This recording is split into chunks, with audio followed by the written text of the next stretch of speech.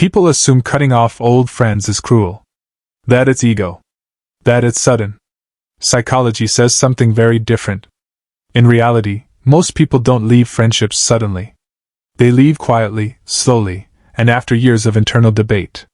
The cutoff is usually the final step, not the first. Here's what psychology actually reveals. 1. Their nervous system no longer feels safe in the connection. Psychology shows that relationships are stored in the brain as emotional environments. Some feel calming. Some feel activating. Some feel draining.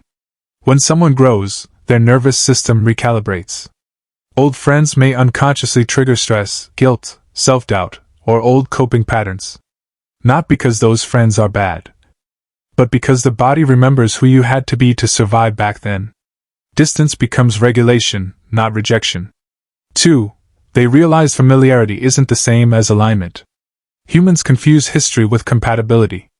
Just because someone knew you when you were younger doesn't mean they know you now. Psychology calls this identity incongruence. When your values, boundaries, or goals shift, relationships that once felt natural can start feeling off, without any dramatic fight. You're not angry. You're not hurt. You're just no longer mirrored. And the mind hates living out of alignment. 3. The friendship kept pulling them back into an expired version of themselves. Old friends often interact with who you were, not who you're becoming. The jokes. The labels. The expectations. Psychology shows that identity is reinforced socially. If every interaction pulls you back into an old role, growth feels restricted. Cutting off contact isn't about abandoning people. It's about refusing to abandon yourself. 4. They emotionally checked out long before they physically left. By the time a cutoff happens, most people have already grieved the friendship internally. They stopped explaining. Stopped correcting assumptions. Stopped hoping to be understood. Psychologists call this emotional detachment, a protective response when communication no longer leads to connection. The silence didn't come from indifference.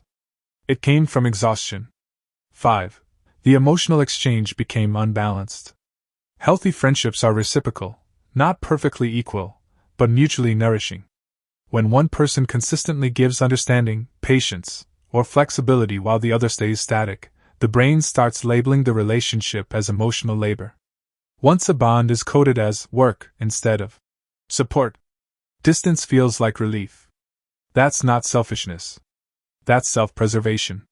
6. They accepted that closure doesn't always come from conversation. One of the most mature psychological realizations is this. Some people will never understand your reasons no matter how gently you explain them. Psychology shows that emotionally regulated individuals stop seeking validation from people who can't provide it. They choose quiet closure over endless misunderstanding. The boundary becomes the explanation. The truth most people miss. Cutting off old friends isn't about being heartless. It's about choosing internal peace over external familiarity. Some connections are chapters, not lifetimes. And growth sometimes requires leaving people who only know the old version of you. Have you ever outgrown a friendship even though nothing bad happened?